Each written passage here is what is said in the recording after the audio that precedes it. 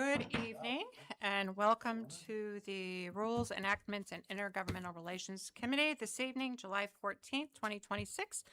Please rise for the Pledge of Allegiance, and I'll ask Legislator Goldman to lead us, please.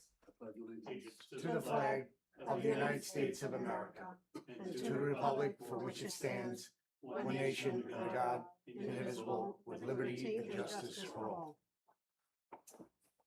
Thank you. Roll call, please. Legislator Birmingham. Here. Legislator Goldman. Chairwoman Sage. Present. Okay, agenda item number 3, our first discussion approval item this evening is the Taxpayer Transparency Act. That was Taxpayer Access Act that was tabled from our June 9th committee meeting. This is an item that we've talked about over and over again. And we have it again before us this evening. It was split into 2 separate parts. One part addressed live streaming and access to our videos and our legislative committee meetings. And this is the second part of that that was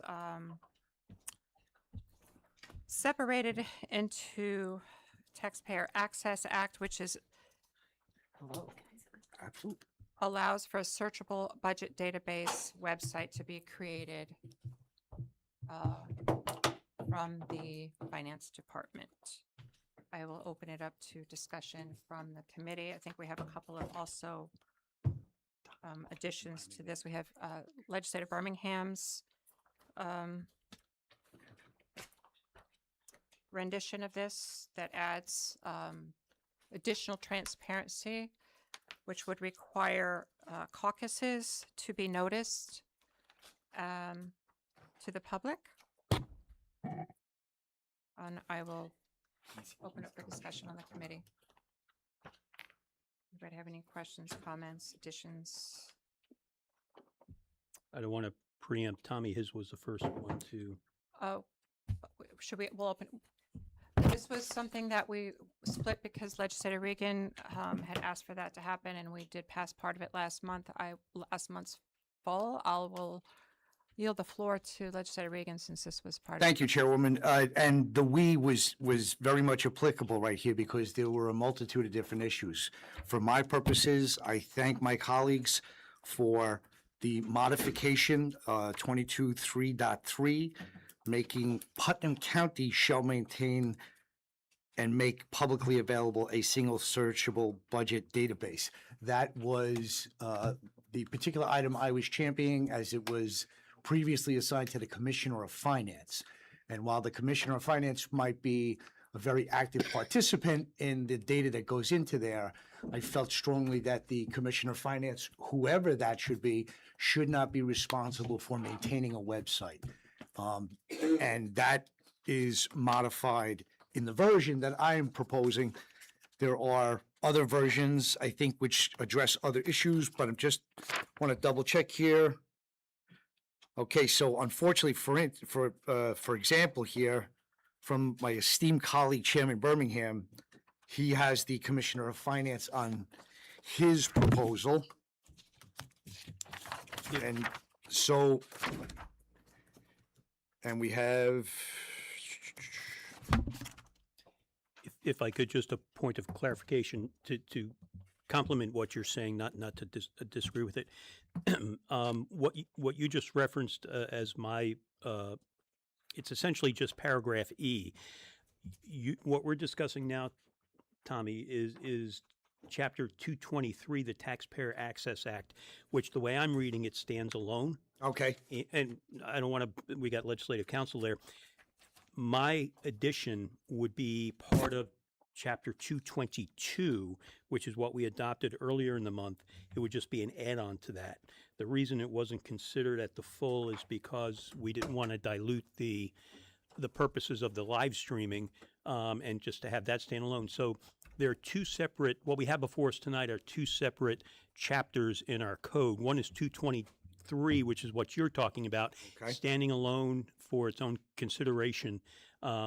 My paragraph in 222 is not meant to change or dilute or any way affect what you're looking at 223. If you take a look at the top of the page, it says 223 Taxpayer Access Act. Yes. And if you take a look at what my paragraph is part of, it's part of 222 Taxpayer Transparency Act. So the only reason I say that is I don't want you to think that anything in 222 would have any dilution or anything to do with what you're considering. I hear what you're saying, but I hear what you're saying, but I'm seeing something different in as much as my local law proposal here, number 3, standalone as it is, the Taxpayer Access Act, represents 223.3. In the page that you're referencing there, which is titled 222, but it has 222-3, the Commissioner of Finance shall maintain. So if, let's just say, we pass or we approve what I have proposed, and then we also approve what you have proposed, wouldn't that contradict each other? They are different numbers, but those paragraphs are saying the same thing, aren't they? I hear what you're saying, and I think it's just simply a, all I'm proposing is paragraph E to be appended on. If you take a look at the top of what says 222, it says current as of January 29, 226. I think 222, as we have it in our packet, is dated. 222, which we passed earlier this month, I don't believe it had 222-3 in it. It did not. So it's my fault. It's what's in front of me is confusing. What's in front of us is confusing, and that's my fault because all I'm interested in talking about tonight is a standalone paragraph E. I just didn't pull it out of what we worked on in January. So I don't. So it is. So 222, chapter 222 could be amended to add, it's two separate E, things again. Yes. So we're talking 222 and 223, and I'll ask Legislative Counsel to. Correct. It was just an older draft when we put this together, and since then, there was all the developments that you had suggested and all of those things. And all he is amending is to add to 222, that paragraph. If yours is changed, it's not doing it. That when it comes up, I'm sure we could strike the inapplicable portion so that it would be clear and there'd be no confusion. Excellent, thank you. Glad we had this conversation and clarified all of that. So, Chairwoman, back to the original handoff that we spoke about there, Chapter 223, our item number 3 for tonight. My original comments stand. Thank you to my colleagues for amending that particular paragraph, which I thought was misguided. So, in front of us, the Taxpayer Access Act, including paragraph 223-3, searchable budget database website created. Thank you. Thank you. Thank you, Legislator Reagan. So we do have county website on our county finance webpage. We do have a link to it's Putnam County, County Putnam NY Budget Book .cleargov.com. And they have all of Putnam County. We have a lot of information there for Putnam County. So we do currently have this. It's listed on our Putnam County finance page. When we're looking at this, one thing that I'm confused about is searchable budget database. Does that mean that I can go in and I can search like for contracts and that would have to pull up? You know, how deep and in depth are we going to get with this? Because we do currently have that. I can't go on there right now and search like contracts for the whatever Cornell Cooperative or whatever. How specific are we getting here with this searchable database? Right now, all the documents are listed on the finance page, and they have all this information there. I believe that paragraph specifies or answers your question in as much as it doesn't bring it down to contract level. The paragraph as written, Putnam County shall maintain and make publicly available a single searchable budget database website, including the required data comprising and required for the most recent county budget, and shall maintain all budget documents, passed in an accessible archive from the date of enactment forward. The website shall be given a unique website address and link to that address. So what it says and what it doesn't say there, Chairwoman, is that getting into the real ingredients, the budget, contracts and other active items that go during the course of the year are not called for in the current proposal. It wouldn't get down as granular as that.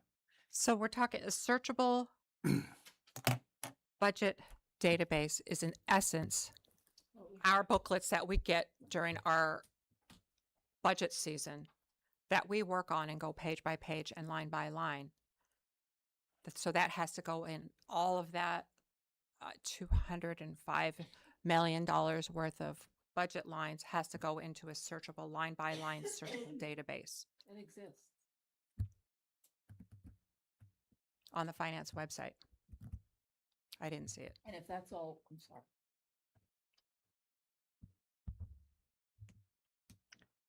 Yes, Commissioner of Finance, please.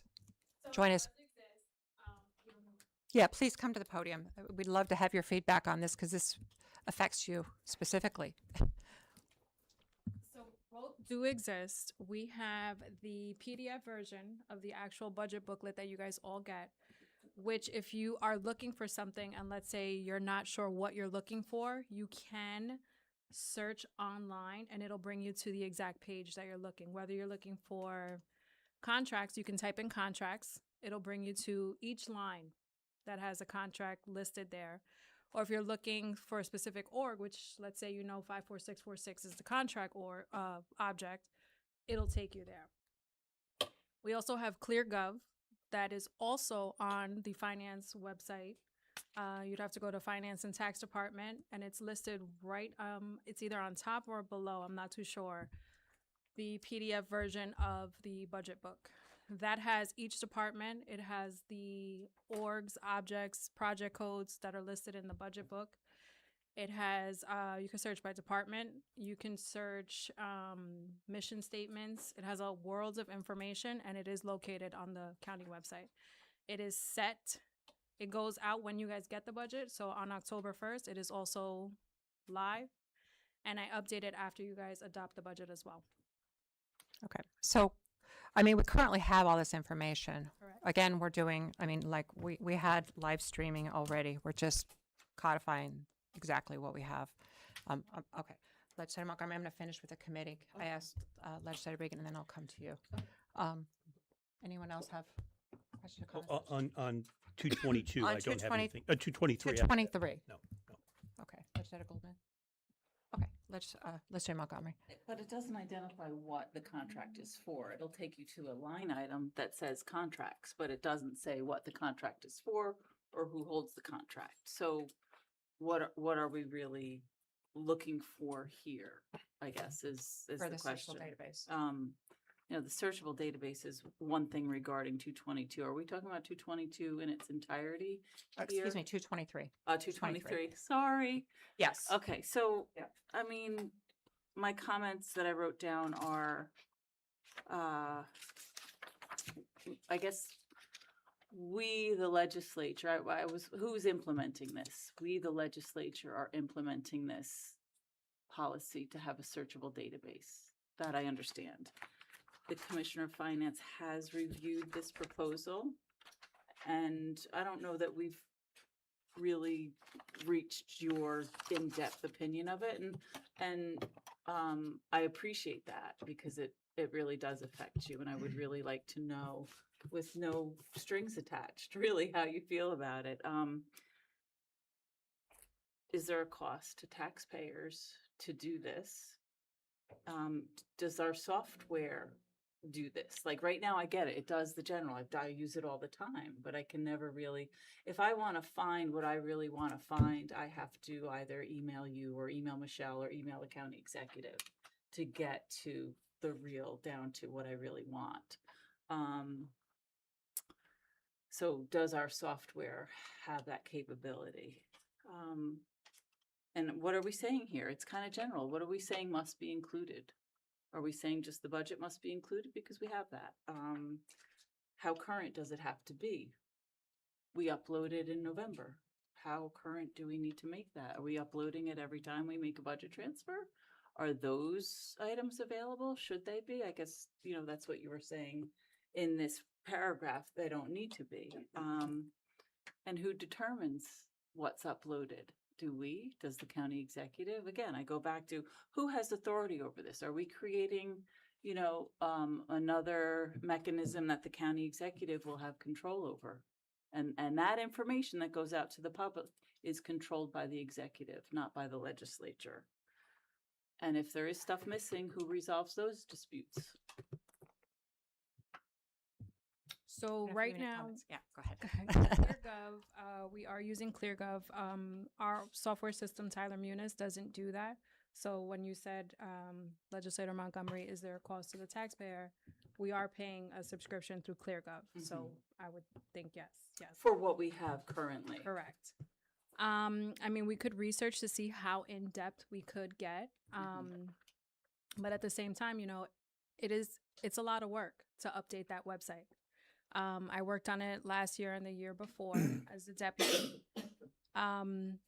It is a lot of work. So when you say, to add every budgetary transfer that goes in, and I get where you're coming from, right? To be transparent, but also,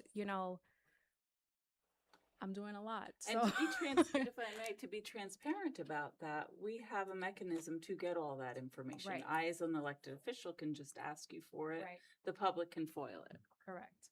We could update it if that's something you would want to do. I don't know how often. I've never done it before, right?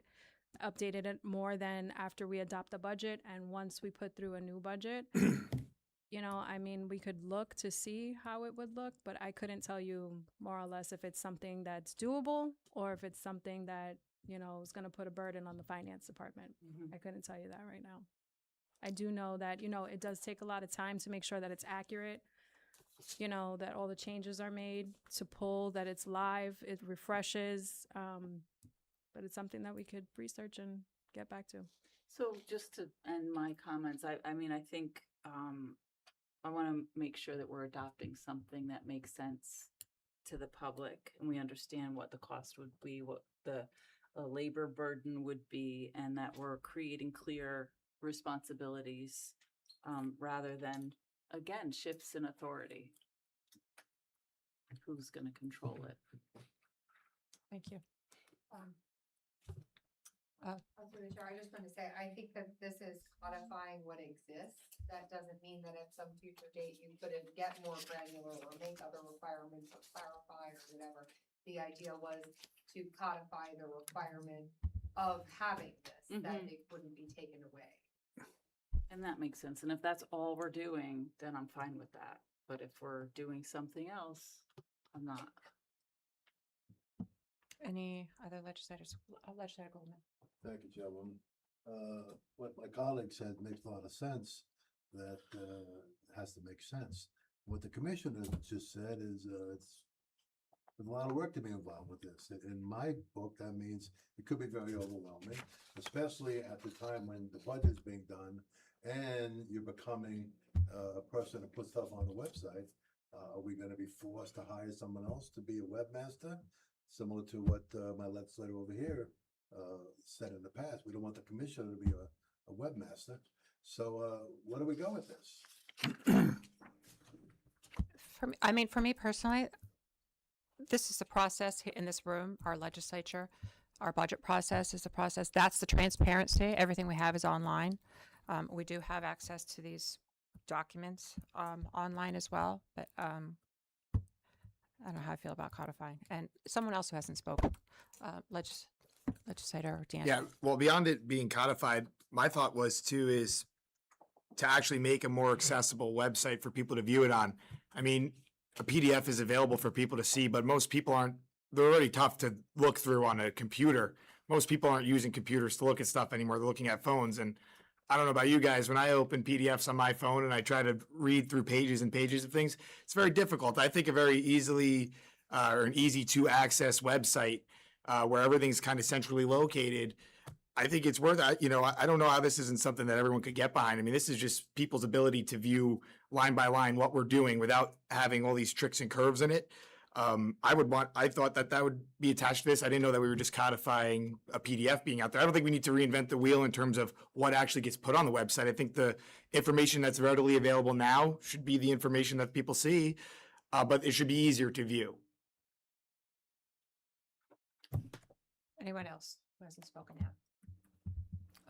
Legislator Regan.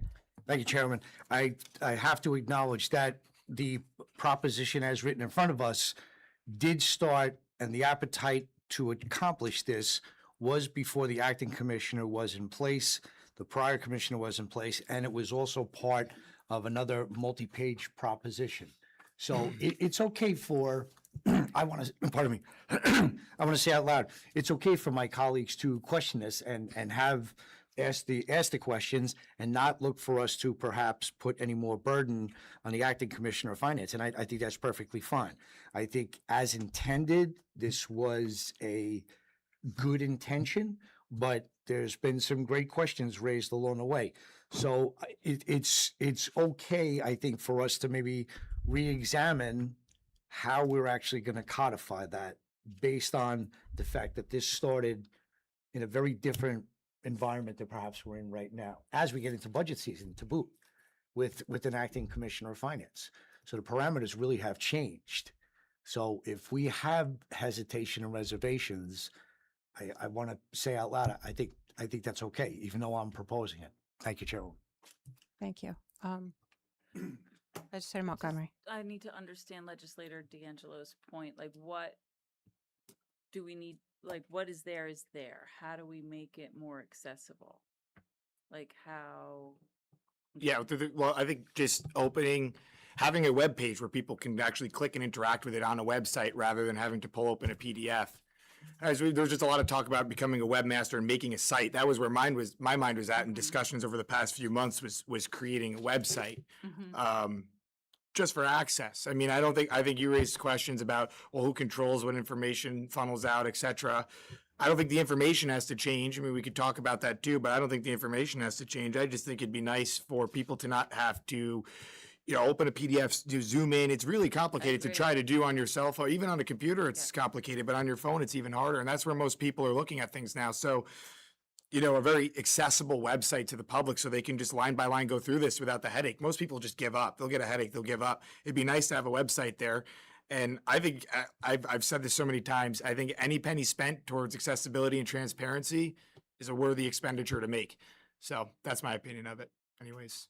So maybe it requires personnel added to do just that. Like, now I'm envisioning you click on that line item in the budget and you get everything related to it, every transfer, every time it was, but it wouldn't be actually if we had someone who had the ability to do it. And I don't think our finance commissioner should do that. And, maybe it's something that someone else, and we could explore that and see what it looks like. Yeah. I don't think we need to codify something to do that. I mean, I think that could be something that we could.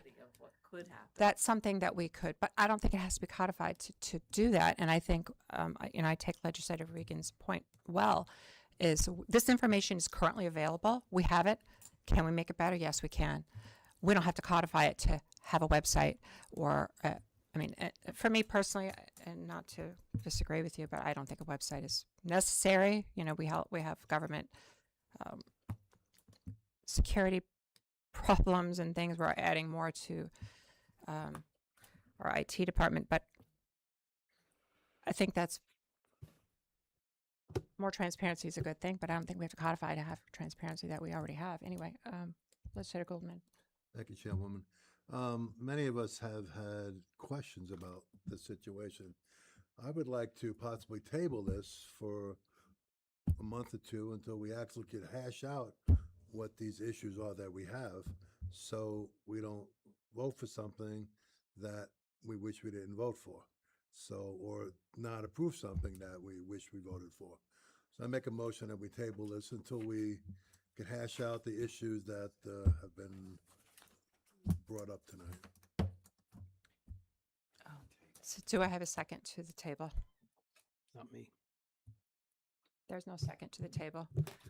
Just a comment on that. We did table this from last month, so I think we either act or we can bring it up at we either act or we don't, and we can bring it up at a later date. We can bring it up next year, when you have more information, but Yeah, Legislator Birmingham. Just, and the reason, Bill, for me not seconding your motion to table is really, if you take a look at it, the operative section or subsection of this chapter is number 3, which is a searchable budget database website created.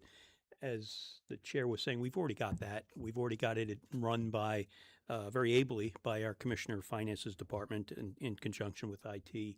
And paragraph 3 really just like we did with the live streaming, really just codifies what we're already doing. And to the extent we want to, get more granular, as was said earlier, or put some more bells and whistles on it to make it more accessible or more in depth, we can do that in the future. But because paragraph 1 is just a title. Paragraph 2 is our intent. I don't disagree with any of those. Paragraph 4 is merely a severability, and then section 2 is really just the effective date. Really, the only paragraph that's doing anything is requiring by law to do something we're already doing. So I don't think anybody finds it offensive, but I don't find it offensive or inopportune to pass it. And again, if we need to come back, and as technology improves, certainly, and as perhaps the need arises, we could always make that more particular. So this is out for discussion or approval. I don't know if anybody wants to make a motion. I'll make a motion to approve it, to send it to the full. Is there a second? To approve, to send to the full. Seeing no second. So we don't need a motion to table then. We can just table it. Yeah. Yeah. So in effect, it was just, I'd like to ask the commissioner, what are your thoughts on this? You think it's too overwhelming for you when you're actually gonna do the job? So again, I've done ClearGov for 2 years. I started with a previous commissioner of finance that we had. That's how I learned how to do ClearGov. I did it last year. I think it's a good website. I think it's easy to use. I know you mentioned pulling up PDFs. They have little graphs that you could see for a department. I know Legislator Montgomery and Legislator D'Angelo had mentioned, it's hard for people to see on a little, line by line. But if you go into a certain department, you are able to see how much they have in contracts. And I know Legislator Montgomery mentioned, well, how do we know what the contract is? And I know, yes, that is a shortcoming because you can't see exactly what contract it is, but you do have visibility to see that the department has a contract listed there for what amount. And if you do want to, dig a little deeper, you can FOIL the information to see what type of contract it is, what the contract terms are. A lot of the information that, we put onto the website is available. We download it through Munis. What I would say takes a while are the little cosmetic things that I have to update, certain department heads, and I have to change pictures. I have to, update mission statements and goals. But as far as posting it, I work with IT. They do a really good job. Sometimes, if it's not in the place that I want it to be, I call them, they'll move it. If somebody's having an issue and they can't open one of the pages, I work with IT, we get it done. Is it overwhelming? Maybe, but it's not something we can't do. Again, we've done it. We'll do it again. yeah. And this is coming from our acting commissioner of finance who has to input objectives and pictures and move stuff around. I don't think that's a. Right. I think for the commissioner of finance, you should be concentrating on finance for me, but That's, Legislator if I Montgomery. may, and I know we voted already, you voted, so I'll make it quick, but my question is, would there, and I know the county executive sent out his letter saying no new hires for the 2027 budget, but I see this as an opportunity, like Legislator D'Angelo said, to create more, and it's not more transparency, I even want to say, because I feel that the department is very transparent, and but we could always do more, right? Make it easier, user-friendly. Is there an opportunity for a part-time staff, maybe it's with IT, to expand on the website? Possibly. Would that be helpful to you? Is that that's probably not an appropriate question. But I think we should look at that, and maybe it's somebody from the pilot program, maybe it's an intern, or maybe it's a part-time webmaster who's, wanting to work on something like this.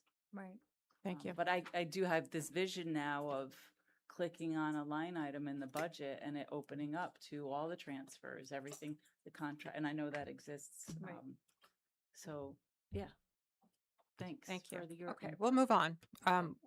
Agenda item number 4 is a discussion. Well, we're still on 222 now. Oh, 222. Yes, Oh, that's, the, I right, deferred okay. to Tommy. Sorry. No problem. Legislator Birmingham had a 222. It's still number right? 3. It's still number 3, but it's the, It's paragraph E. yeah, paragraph E, yes. But yes, for the sake of clarity, all we're talking about right now is this paragraph E. And this will be part of what I'm proposing to be part of what we passed last month.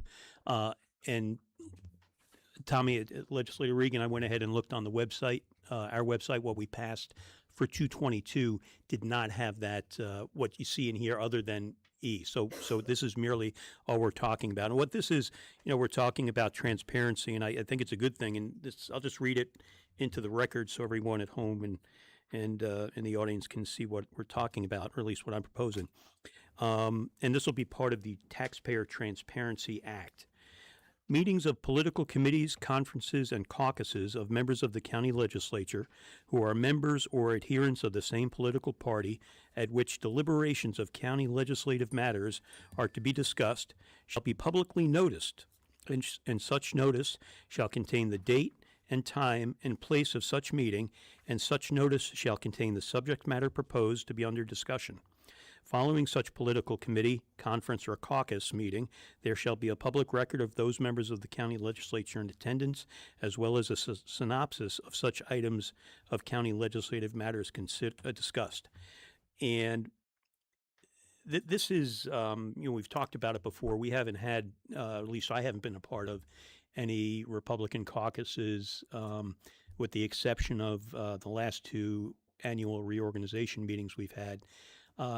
Even in my last term, the last 2 years of my legislative term back in the 2011 and 12, I wasn't a participant in that because I was kind of getting a bad feeling that a lot of things at the time, and I'm not going to, I'm the only one left from that era, so I'm not talking about anybody here necessarily, but at the time, a lot of things were discussed and decided upon at legislative caucuses, not through an overt vote or any sort of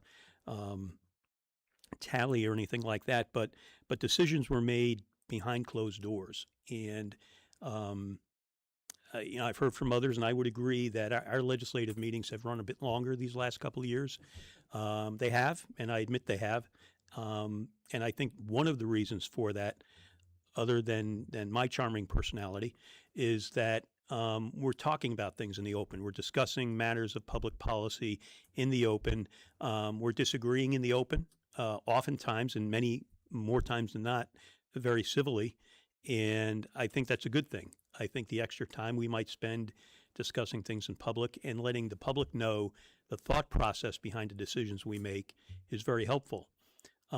If we were to go back to caucuses that weren't noticed and that wasn't described as far as the topics that were going to be discussed in those caucuses, I think the public loses out on that transparency. I think the public loses out on the ability to know how the people who they elected are what they're thinking and how they arrived at those decisions.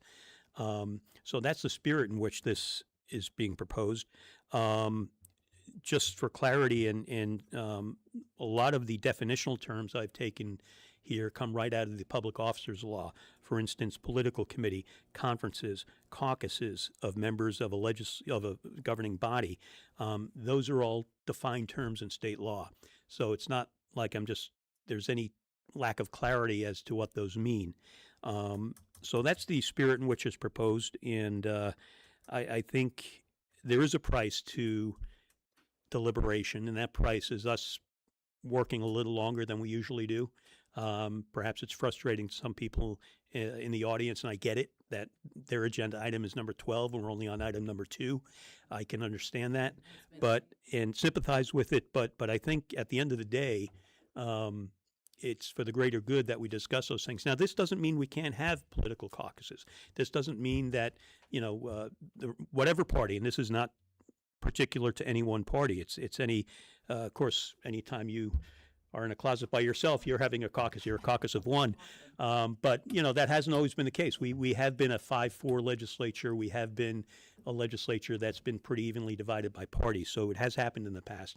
And we've even had, for several years, at least 6, where the Republicans were in the minority. So it's not a reflection on any one particular party. And certainly not a reflection on anyone in this room. But I think it's a good thing. And I think what it might do is the fact that these would have to be noticed and that attendance would have to be disclosed. Is it going to cut down on those types of backroom conversations?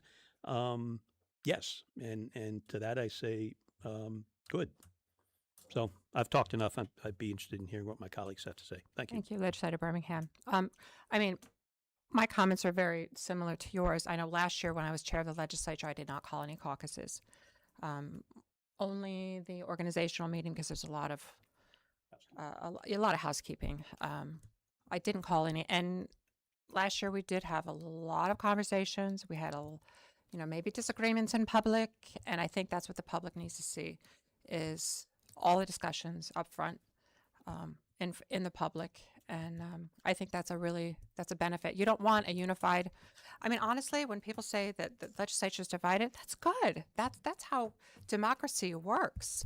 We shouldn't be a unilateral decision-making body. We shouldn't just be one party making all the decisions. I think we're all 9 individuals and we all have different ideas. And I think that discussion in public is important. And I would certainly support this. Anyone else on the committee? Anyone from the legislature? Legislator Montgomery? It was a tie. It was a tie. Other counties have their caucus meetings posted on their websites, time and date and place. So I think this is a great thing to do. But I would ask that next year, this coming year in January, I'll still be here, that you not discuss that. I'm sorry, what agenda is it? Organizational meeting. So caucuses create an unfortunate loophole in open meetings law. You're allowed to caucus. You're allowed to caucus behind closed doors. You're allowed to discuss internal party matters and caucus leadership. You're not allowed to discuss public business. And that is what I've witnessed for as long as I've been on the legislature. And that's what creates, I think, it's fine, like you said, to have a divided legislature, but respect and civility in that division should be first and foremost. So I think it would be great to publish our caucuses. I'll have my own, and I support this. But yeah, no public business. There's so much written on this. If you go to the Open Meetings Law website, the Committee on Open Government. Yes, it is allowed, as I've been told over and over again. Yes, you are allowed to invite staff members into your caucus. You can actually invite Democratic staff members as long as there's no Democratic legislator in with you. So there's a lot to it, and I appreciate the effort to make it more transparent. Thanks. Legislator Regan. Thank you, Chairwoman. I have a question for the author here, and perhaps it's already cared for and I'm not catching it, but the requirement of notice, is that quantified? So if we say we wanted to confer with 5 of us back here tomorrow on a particular topic, are we in violation, or is it implied, or is that already established rule what a notice means? Does notice means 24, 48, 72 hours? As long as you document it. Yeah, that's, just give me the line you're on, Tommy. Meetings of political conferences, let me get to the second, or adherence to the same property, or which deliberation Shall be publicly shall be noticed. publicly noticed, okay? So wrapping from sentence 3 to 4. Yep. And such notice shall contain a date and time, and such notice shall contain a subject. So, and again, not being a notice expert. Maybe this is already established law. Is it, but is there? No, you're trying to improve this. I get it. Yeah, I think what we could say, you're looking for a time frame. Shall be I don't- noticed within 24 hours, within, as practicable, or? Or maybe not. Maybe that's putting too many ingredients in the mix right there. Does passing E as proposed without those parameters, or are we okay? Will that stand on legal discussion because we haven't defined the time requirement? Maybe if we said, shall be noticed on the county legislature's website, and implicit in that language, that added language on the county legislature's website, is the fact that there would have to be enough time to do that. So you're looking at, You're getting No, noticed practical, and you're yes. getting time. yes, yeah. You're getting noticed and you're getting time, right? Okay. So I would add then, right after, on the fourth line down, after noticed, on the county legislature's website. I'll ask for legislative council clarification here. You could also say reasonable. if you wanted. Shall Reasonable be notice. reasonably noticed, okay. Reasonably publicly shall be reasonably shall be reasonably noticed on the county's website. And Okay. Where would you put that? And just strike the word publicly and put reasonably.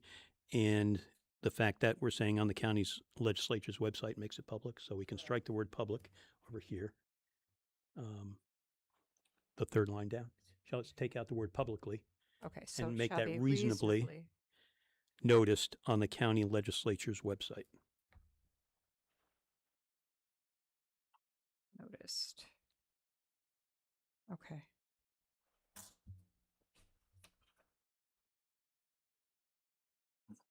And what constitutes a caucus? Just two or more members? Well, it depends more on, it members? depends on the body that is doing the caucusing. Obviously, our committees have 3 members, so if you and I were to get together for the purpose of discussing rules committee matters, we would have to notice that, because we're in the same party. Because we're in the same party and Now, we would have to caucus. But even if we weren't, I mean, this goes outside of the ambit of this. It would be a caucus of the caucus of the- Republican of the members of the committee, for committee. instance. Yeah, yeah. So And that we, should be noticed then too, caucus of the, well, it says committee, any political committees, Any conferences, or right. caucuses. okay, And implicit in sense. that is if there's 2 Republicans and 1 Democrat, and 2 Republicans get together and say, hey, let's talk about our Rules Committee agenda tomorrow, and, when we're both Republicans, that should be noticed. yeah, okay. that Now, makes now that's for the purpose of meeting. If this does not cover, and even the public officers law does not cover things of a social meeting. If Tom, you and I were at the German American Club?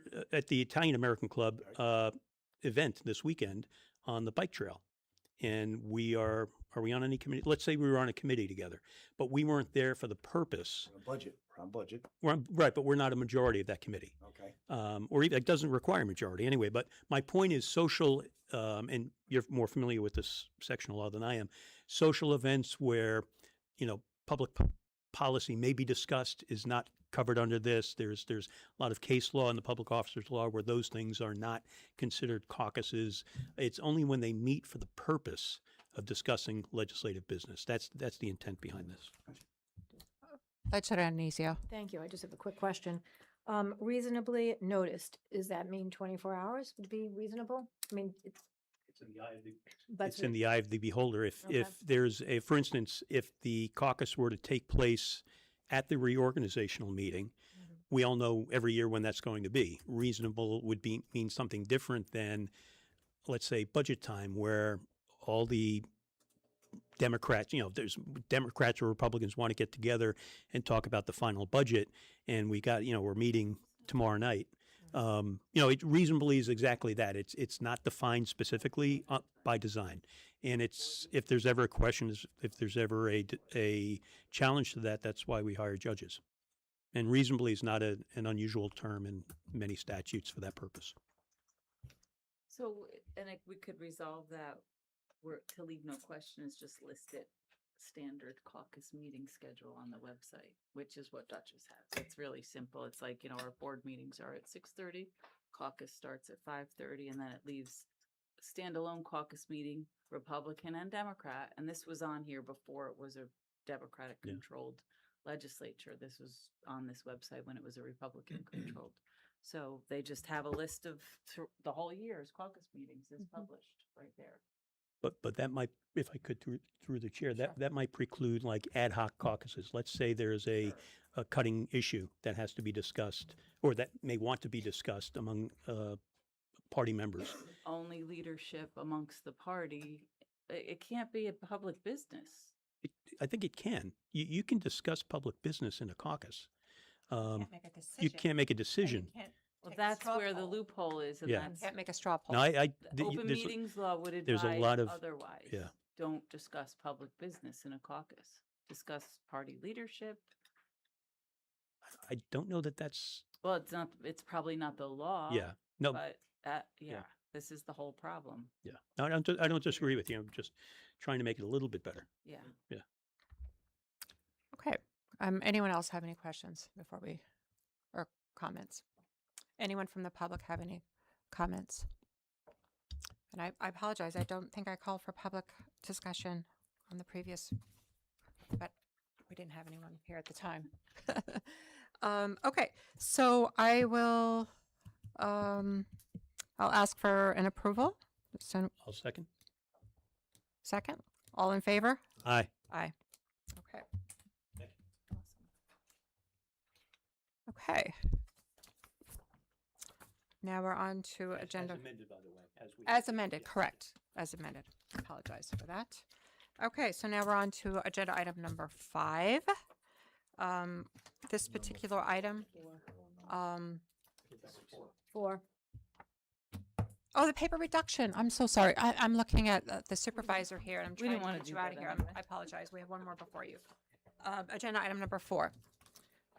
We have proposed by Legislator Regan, a proposed paper reduction policy. We do have an immense amount of paper that we go through here in the legislature.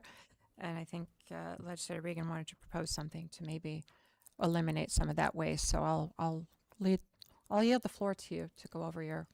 Thank you, Chairwoman. So after careful consideration and also consulting with not only my colleagues, but our staff, council as well, we have before us a resolution that I believe will absolutely help to reduce the gargantuan amount of printing that our staff does on a monthly basis, which is currently required. So more so than anything is that by hopefully passing this resolution, we'll be outlining rules that will actually help our staff understand what is required and what is not, as well as my colleagues. So with the Reader's Digest synopsis, if you would, is that any given month, a topic could be, and if it's a rather large topic, could be printed 3 or more times if it's in a particular committee, audit, and in a full.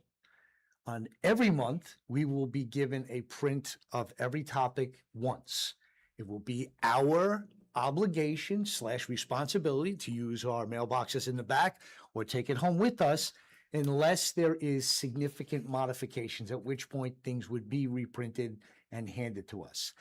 Any of my colleagues who asks for or requires additional printing will absolutely be provided it, but the default will not be, say, a given topic such as this. If it was a 30-page document with architectural drawings and sequence, some of the other big documents that we see, we could get this upwards of 3 times a week. And just to state out loud what I've shared with my colleagues, there are particular days where we each have 191 pages of documentation. And I think there was a full where that was including all replications, upwards of over 2,000 pages that was printed for us, which all, for the most part, have been previously printed for us in the previous month, making its way through committees and whatnot. So we have laid out a series of items here after careful consultation with smarter people than myself in an effort to try and reduce that and then define everybody's responsibilities. Thank you, Chairwoman. Thank you. I think it's a great idea. I like the fact that it's in the legislative manual. It's our guideline. It's almost like you're creating a library for yourself for the month, you know? For me personally, I would envision myself taking a 3-ring binder and taking everything and putting it in my 3-ring binder and using it for the month. Trapper keeper, just like back to school again. Wanna call it that? And then recycling that book at the end, and then reusing that same book and putting in August's. I would personally like to try it out to see how it would work. It would seem like it would. Sounds easy, but it might get complicated. I don't know. I'll open it up to the committee for their input. Thank you, Chairwoman. We can't really try this out because we're gonna have to buy some type of devices for us to use. Have we looked into how much these devices and what type of devices we'll be using? I think this is just not making all the copies. It's just like you make one copy at the committee of, say, a proposed grant application, and then you don't print out that grant application for the audit committee and then the full. That's my. If I may, to the chair, yes, true apples and meatballs. The technology side of it is completely unrelated to this. This proposal in front of us just lays out the rules of what must be printed for us every month and relieves the staff of having to print things like that, grant applications over and over and over again. The technology side is a completely unrelated topic, and much like other topics, we peeled this off just to stand on itself to say, here are the rules for what needs to be printed every month for us. And if any of my colleagues wish to receive a copy fresh every time we walk in the room, that they're absolutely entitled to that and can ask for that. It's a catch-all, absolutely. Right. However, that will be an ask. Our staff will not be required to produce 191 pages for each one of us unless we ask for it. If of those 191 pages, I've already been given 161 of them, that they're not going to be required to reproduce those because I've already been given those papers during the course of the month. Can I ask our staff? Nice, yep. We changed the numbers. If we talk about something at this committee, when it goes to the full, it's totally different. Yep. The numbers change and that kind of thing. So I've looked at that sometimes, and it takes me longer to try to find it in previous, online or on paper, because the numbers have been changed. Is there a way we can have the same number from committee to the full? You mean like the agenda item number? Yeah, item number and things of that nature, yeah. Those things don't change from committee to committee. So a budgetary comes into this committee, it has a budgetary number, that will be the same number on the full. I think if I could. You're but talking about the agenda. I think what Bill's talking about is we're talking right now about item number 4. If this was a fiscal item, it would also at the end of the month go to audit as maybe item number 8.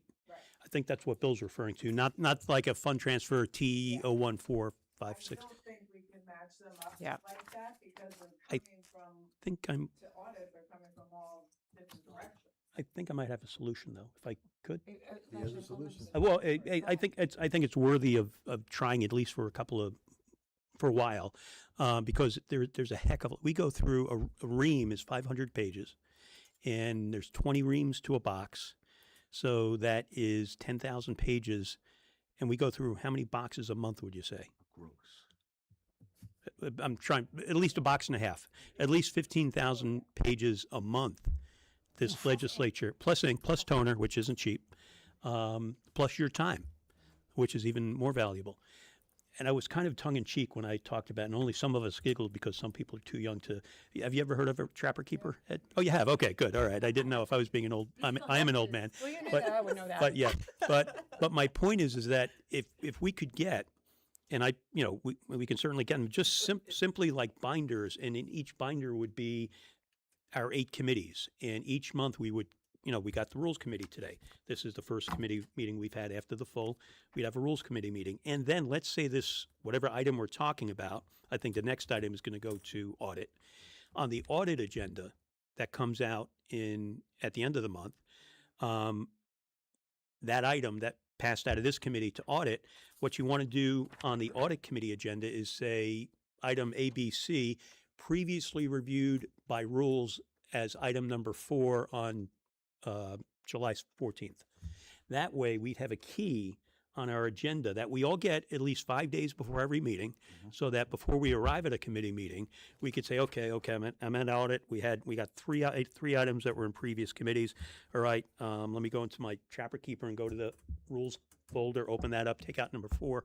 I think it's worth exploring anyway.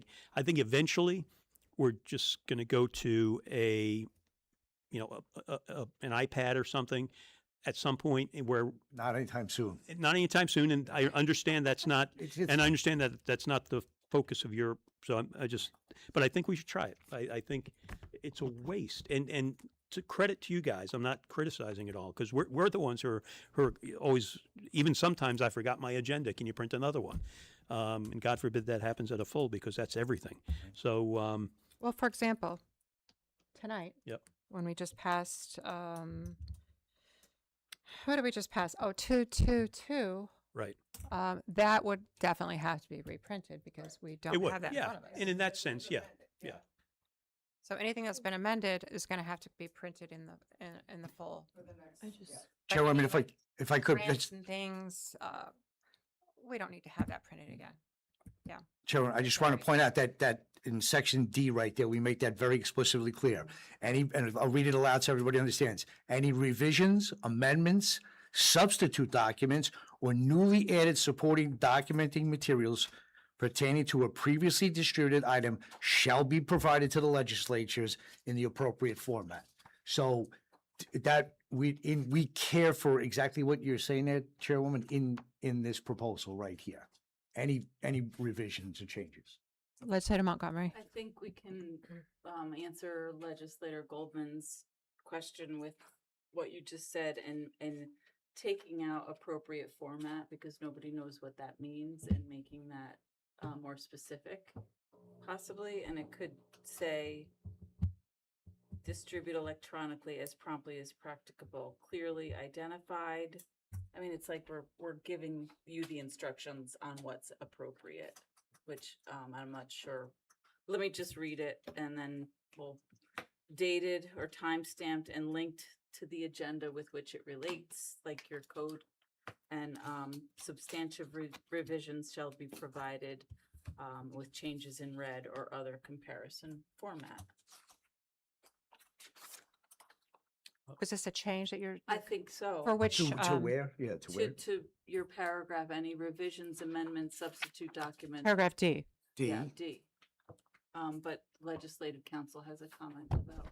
Okay. I think it was left intentionally vague so that the appropriate format could be determined, whether that be electronic, like just needed to be emailed to you, or reprinted, or whatever, to accommodate the needs of whichever legislature has the need. for. Okay, So it was left intentionally flexible. great. Legislator Goldman. I'd like to ask the clerk, is this doable for you guys, or is it, could be overwhelming? A little more complicated or not? Well, no, the way I'm understanding it, it would definitely alleviate a lot of time of recopying the same stuff over and over. It'll be So, underwhelming. it It'll would- be underwhelming. Yeah, it would be an advantage, but I just wanted to find out, I heard a reference to a binder. Are we That's what I thinking- was, I suggested Oh, that, that 'cause would then be I could just okay. carry it. But each, for your saying, anything that goes to audit would not only just mention that it was already reviewed and protective, Mhm. it would also cite what agenda item number, okay. It would, I think, for the staff, I think it would be a positive. Okay, Okay. that's good. I do know you work sometimes long hours, because I see when the emails come in and it's not between 9 and 5 or 8 to 4, they come in after that time frame. I also see by looking at agendas sometime, if you were overwhelmed, not you, but the staff was overwhelmed because some things are not on the agenda. So that's why I asked you that You're question. saying we make mistakes, Val? I don't think so. Never, Never. never. I just, Okay, Legislator D'Angelo and then Legislator Adenizio. Yeah, well, I just want to remind everyone of the memo I sent. I think it was in February. It could have been March, but I think it was February, about just totally modernizing our legislature. Kind of piggybacked off an email you had sent about maybe making a move towards tablets. We were having a fun issue with microphones and the camera at that time too. I mean, it's seriously due for an upgrade. I mean, I feel like this might work, but I mean, a really good way to eliminate paper and ink expenses would be a one-time purchase of tablets. Everything will be right there, updated. And I think it should just be part of a bigger package, sending out an RFP to get to just entirely modernize the legislature. The audio is terrible, the video is terrible, papers are everywhere. I think we all agreed on that. I think that this is this isn't really taking this is a small bite out of the apple. I think that, I just kind of wanted to refresh everyone's memories on that, and maybe let's not tuck that away. That could be a more long-term fix for this, solution for this. That was something that we discussed in last year's budget for the legislature. We talked about the possibility of having the legislature have tablets. That's a whole different discussion, because would you take them home? They should only be available here. What if you forget it? Where you have to plug it in? We did have just an informal ask of each legislator to see if this was something that we would be able to use, and that is certainly something that we have discussed and that we will look to do in the future. I'm not going to be part of that discussion. You guys can figure that one out, but I'll call on the legislator Adenizio. Thank you. I do remember, I think we discussed it Last more year. than once about the tablets. And didn't IT come? And refresh my memory, I can't. IT, you know? I have an answer to, Oh. it's germane to all of this. So in addition to the proposition which we have in Mhm. front of us, which I want to restate again, which was formulated in conjunction with the input of our staff, who we all highly respect. But in corollary to that is, I'll restate that I've shared with everybody that I'm in the process of an experiment with IT. I have a tablet that would be proposed as a possible solution moving into 2026, like my colleague Jake is talking about there, but vastly different. And I'll just give an example of that, which was spelled out right here. If we were all on tablets, our staff would have to have the ability to update those documents and then even make notations, which can all be done. I understand that, right? Somebody could get in there and say, this item was discussed in protective services and audit, and have those written notations on there. Somebody would have to have access to the master document, make those notes for us so we could actually truly be in a paperless environment. Looking at how good that is, but also I've already seen some issues with the tablet itself, throwing myself under the bus. The tablet as supplies, the screen is smaller than Legislator Montgomery's here. So I'm having a problem with that in talking IT. I know that if we want a solution that we're all going to go paperless, it's going to have to be something that works for at least 7 out of the 9 of us. And I'm looking at that and I'm saying, I don't think that particular tablet is going to work for us. I'm going to continue to play with it. But to speak to that is, yes, it could be done, but it requires a heck of a lot more, say, training and input from our staff, which we could get to. But I encourage my colleagues to go forth with this proposition, which is completely manual in its labor of the copies that they are required to produce for us on a monthly basis. It is one small step for clerk, for our staff, in what we both want to achieve is a long-term goal. Thank you, Chairman. This is a step to get to the next step. Legislator Montgomery. I appreciate this step, and I would encourage us to look at going completely paperless. We have a lot of money left in our legislative budget that hasn't been used, that could be transferred to use for something else. A computer like this, I don't think it costs more than $2,000. We distribute iPhones, which do the same thing that this does, and I don't understand the hesitation. Like a tablet, just get a bunch of computers and get 9 of them, and let's start using that and see how it goes. It's really easy to go on the website, get your email from the clerks and open up the agenda. Even the confidential information can appear there. It's really easy. We're And it just- would be, what, $18,000? And we have, I know I have 50,000 for the legislative attorney that hasn't been used yet. we're in the process of discovering fire here. That's, we're taking baby steps. That's how I feel. I know, mean, we're we so just- behind the times. We Yeah. distribute phones. Yeah. It's the same exact thing. That's what this is. Yeah. It's basically, that's what this is. Well, what we have before us is a discussion or an approval of a paper reduction policy that would be, that would go into our legislative manual going forward. And the legislative manual is something that just guides the legislature, guides, our office staff, and helps us get there. I will, if there's any further discussion on this, anyone from the public wishing to weigh in on this? If there's no further discussion, I'll make a motion. I will make a motion to. Hesitant as I am to ever tinker with that sacred document known as our legislative manual, I will second it. All those in favor? Aye. Aye. Okay. Thank you, Legislator Regan. Okay, as promised, we have agenda item number 5, and I'll ask Legislator Birmingham would like to make a statement before we continue. Yes, indeed. Thank you. This item contains or pertains to the town of Kent, and we have our supervisor here. My firm, as you guys have all known for this last year, represents the town of Kent in a very limited fashion with respect to bond counsel. One of my partner works on that account. So with respect to that, I'll be recusing myself from discussion on this and certainly voting. So I'll just step outside, and if somebody can come get me when this matter is done. Thank you. Thank you. I'd like to invite Legislator Adonisio to sit in Legislator Birmingham's spot on this particular agenda item. Big shoes to fill. And Legislator Adonisio does represent Yes, Kent? the town of Kent. The town of Kent. Okay, so agenda item number 5 is a discussion / approval for the town of Kent sales tax reallocation request. They would like to reallocate their sales tax allocation from 2022 to the Heustis Park Improvement Project. I do have 2 additionals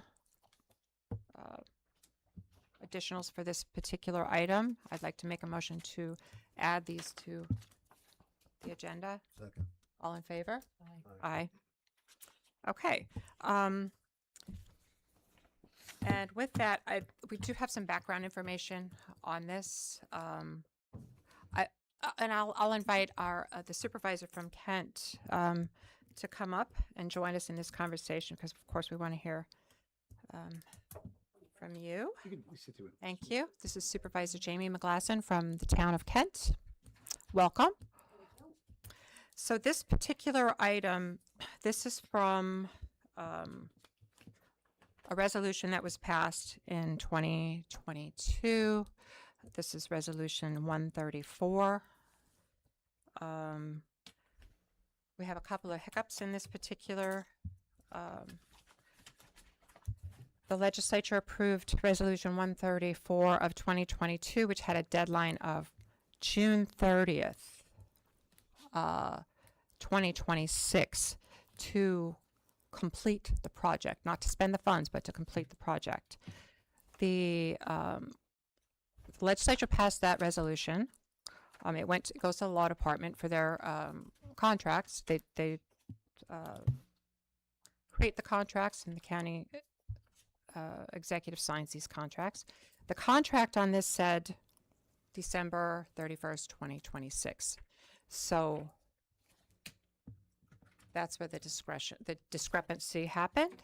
The town of Kent signed the contract in full faith, knowing and thinking that the deadline was December 31st, 2026, and they're coming before us now to ask us to move the funding around to a project that they can complete by the year end. And so that's kind of a synopsis of where we are right now. I'm getting a nod from the Legislative Council, so I did okay. With that, I'll ask our guests here to weigh in on the project and The first I heard of the June 30th, 2026 was at about 1:00 today. When Jen Caruso called me and said, sorry, we didn't see the June 30th date either. We saw the December 31st, 2026. So just to kind of give you a background, on June 2nd, myself, Councilwoman Campbell, and our Director of Finance, Christina Cahill, had a follow-up meeting with Alexandra Gordon and Jen Caruso about kind of how we were doing with the funds, and that we wanted to discuss the reallocation. They said it shouldn't be a problem. We discussed what we wanted to change it to, and they asked us to send a request asking to change it. So on June 8th, I sent, I think you have it in there, my initial request. And then on June 15th, I received an email asking if we did a resolution, that it wasn't necessary, but that it was encouraged. We had a town board meeting the next day, so we did a resolution. It was passed unanimously. And on June 17th, I emailed you over Resolution 245 from the town of Kent. Heustis Park, where we want to reallocate the money, the project is shovel ready. We awarded the bid to a company called AMAX, and we will be able to spend the money by December 31st, 2026, which is the date that we thought we had until. the date that you signed the contract in good faith. Yeah, so there was a discrepancy, I think. I don't know if it was, whatever happened, the legislature passed a law, the contracts were, and I guess nobody really picked up on that until 1:00 today.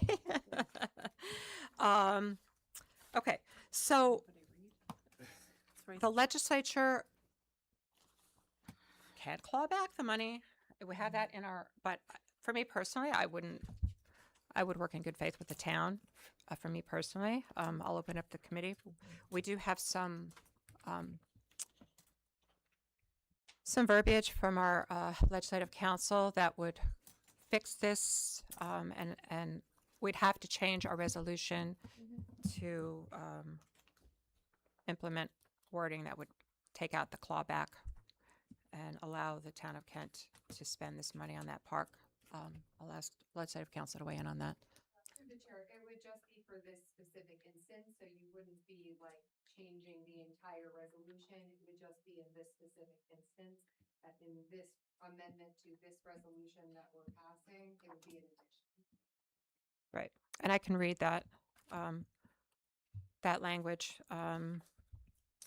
It's two whereases and two resolve clauses. Whereas the legislature recognizes it previously passed Resolution 134 of 2022, which had a deadline of June 30th, 2022, and a discretionary clawback provision. And whereas the legislature finds there is good cause shown to extend that deadline consistent with the negotiated contract among the parties and decline to exercise that clawback provision, it is hereby resolved that as to the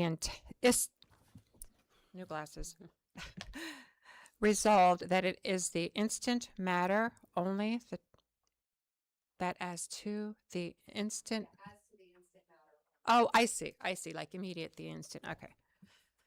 That as to the instant matter, only the terms of Resolution 134 of 2022 are superseded by the terms of the contract, and that is attached hereto as Schedule A, and it is further resolved that the clawback provision of Resolution 134 will not therefore be enforced. So that is verbiage that we can consider to add to this particular resolution, allowing the town of Kent to utilize this funding in a different manner in which it was intended initially. And I'll open it up to the committee. Legislator Adenizio. Oh, I totally support this.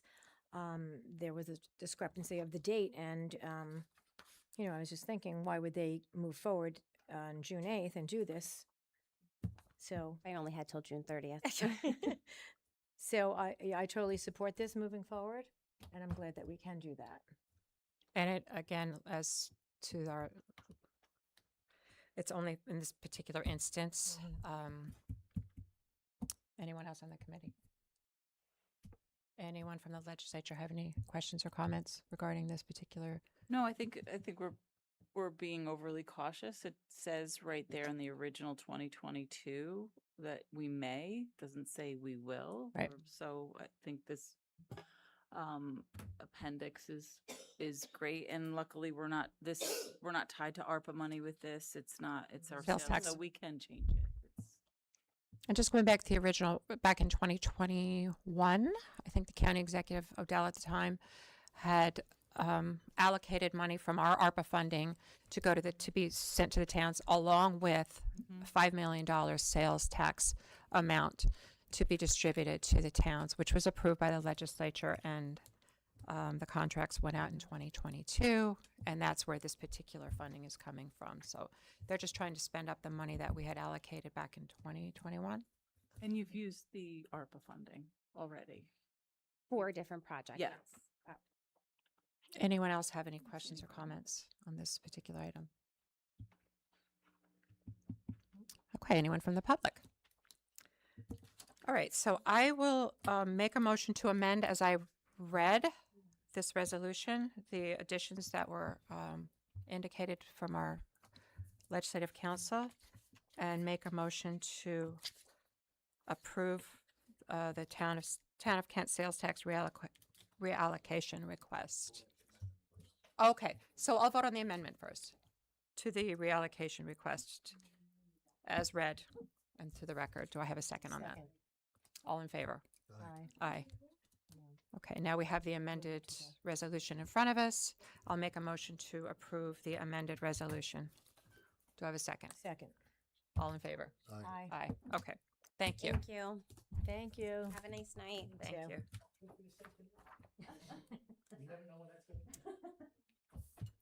All right, we'll wait for Legislator Birmingham to come back.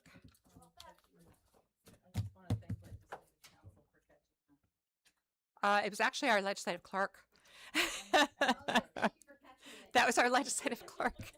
While she was doing reprints? They cross their I's and, cross their T's and dot their I's. We have an excellent, I know, that's usually me. I'm crossing my I's tonight. Okay, Legislator Birmingham is back in the saddle here. Without backup. That's okay. We have, See that? More paper wasted here. No, this is just an extra. That's okay. all right. So now we're moving on to discussion item, discussion/approval for item number 6 on the agenda. This is a real property tax exemption for surviving spouses of police officers. This was brought to us from, suggested from Legislator D'Angelo based on New York State law, asking us to pass it here in Putnam County. I'll yield the floor to Legislator D'Angelo if you'd like Thank to you. discuss it. Yeah, well, tonight we have an opportunity to do something that's simple and right. When a police officer makes the ultimate sacrifice in the line of duty, their family carries that burden forever. The least we can do is make sure their surviving spouse receives some measure of relief and support. This local law would provide a 50% exemption from county property taxes on a qualifying primary residence owned by the surviving spouse of an officer killed in the line of duty. Now, it won't erase their loss and it won't make them whole, but it's a tangible way for Putnam County to stand with those families and recognize the sacrifice that was made on behalf of all of us. So now this isn't a partisan issue. It's a matter of gratitude, respect, and keeping faith with the men and women who put on the uniform and stand between our communities and danger every day. If we're serious about backing the blue, then we should be serious about backing the families that they leave behind. So I'm very proud to support this, and I encourage my colleagues to as well. Thank you, Legislator D'Angelo. So I did speak with our Commissioner of Real Property, Director of Real Property, Trish McLaughlin. I asked her, anything that we look at, we need to have a fiscal impact. I think for me, there's no way to track this. You certainly can't track it. The only way to go through it, she's spoken to the other assessors throughout all the towns, and they also said there's no way to track this until somebody actually needs it. So it would be an application process where someone would come in and they would ask for an application, they would apply for it, and they would be granted this if we pass this tonight. To me, I think it's a small gesture for the ultimate sacrifice for our public safety and well-being. So I would be in favor of this. Legislator Goldman? Thank you, Chairwoman. I want to thank, let's say, to D'Angelo for bringing this, before us. Whatever we could do to help the police is, from my perspective, is a wonderful thing. The thin blue line out there from sanity and insanity is the police that keeps us safe and everything else. And,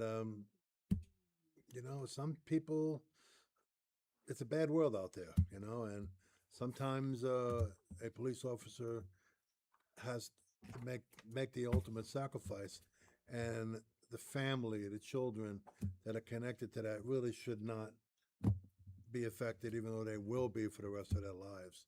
So by us able to save them money to be able to live in the house that they live in, I think it's a wonderful thing. And I hope my colleagues support this like I do. Thank you. Thank you, Legislator Goldman. I'd also like to note that this could go back to 9/11 for any law enforcement that live here in Putnam County. Surviving spouses of people who perished in those terrible attacks could apply for this exemption on their property tax and be granted. And it's going forward. It's not retroactive. It's only going forward. And they would have to they have to apply for the application at their assessor's office if it's so passed. Legislator Birmingham. Very much in favor of it, yes. Any comments? Legislator Adenizio. Thank you. This is wonderful. My dad was a 20-year. He served in New York City as a police officer. He just passed away several months ago. But I absolutely support this 100%. But I did have a question about being retroactive. So you're saying for 9/11, it would go back as far as that for... If someone was killed in the line of duty and they had a home here in Putnam County, it has to be in the line of duty. If they're killed in the line of duty, 9/11 attacks were in the line of duty, and they live in Putnam County, they can apply for that exemption. Yeah, but But you're not going to get money back from. It's going to be next year. You're going to get the 50%. Yeah, I'm just exemption saying, next if year. somebody lost, say somebody passed, it was an officer in the line of duty, say it was 4 years ago. They would apply for their. They can get it. They would That's apply what- for their exemption. That's yeah. in there? As long as they're killed in the line of duty. In the line of duty. So there's no, when I'm saying retroactive, I understand that. I'm talking about somebody was killed 8 years ago. Yeah. And they still had young children, it would be applied to them. Okay. That's great. Yeah. Good. Thank you, Chairwoman. Senator I Reagan. just wanted to communicate with my colleagues, when it comes to what's determined as line of duty death, we're getting way past our area of expertise, and what a determined line of duty deaths is perhaps something that we could talk about elsewise, but I believe that the proposition in front of us is what we have to adhere to. In other words, this exemption is authorized by the state of New York, and we have to authorize it, correct? Correct. So all of our thoughts and opinions and variations that we'd like to perhaps do additionally or change, or we just have to, adhere to the opportunity that was given to us. New York State law. Yeah, by New York State law. Unfortunately, right from Albany, because there's a couple of things that I have right there, but I just want to say to my colleague right there, we could get into murky waters when it comes to line of duty deaths and what that means, right? Because somebody who perishes tomorrow from 9/11 disease, is that a line of duty death? Is that not? There's some legal definitions there that are way outside the expertise of us in this room. So anyway, despite all those discussions, the proposition as written in front of us is what we have to vote on tonight. Right. Thank you, Yes. Chairwoman. Can I just ask our legislative counsel for maybe clarification on that? The real property tax law 471. That has definitions in it. The definition is Yeah. the state defines it. Right. So it's Either adopting it or not adopting. right. Okay. Yeah. Legislator Montgomery has it. I appreciate this compassionate legislation, and I really support finding meaningful ways to stand behind the public government. Yep. I know full well it's like you are putting the bill for everything, but at the same time, I am a legislator and fiscally responsible to understand what impact it will have, because as I understand after having proposed the veterans exemption and the first responder exemption, these costs are passed down to our friends and neighbors. So we don't have any fiscal impact. Right. There's no data. I'm a big fan of data, and there's no way to tell. We don't know how many, there's no way to tell how this will affect the rest of the taxpayers in the county. I did get clear information from how the veterans exemption and how much money will be redistributed for us to pay on that, and it's significant. So with that in mind, I'm always just a big fan of data informed decisions, and we don't have any of that here. So in our real property tax assessor apparently said that there is no data. There's no data on this particular, I can't request that. no. And nor So- do our assessors have that information available. Right.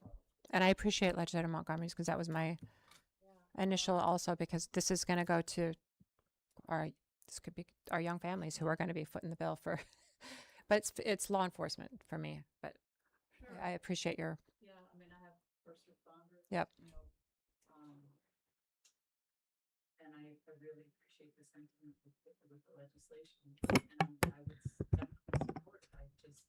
For purposes of being transparent to the people I represent, I need to let them know what the impact is going to be on them. Right. And it would be great if we can start requesting that the state find better ways to do this, because we keep creating opportunities for these tax exemptions, which are great. We hear first responders and veterans, and oh my gosh, of course we have to do this, but the impact on our neighbors is great in a very high tax area anyway. So the state needs to find other ways to support our veterans and our first responders and our police, and not distribute it to me and you. right. Yeah. Because our tax bill is 100%. And they're still going to get their 100%. They're just not going to take it from pile A. They're going to take more from pile B. So that's how it's redistributed. And I appreciate your point. Anyone else? That hasn't spoken. Anybody?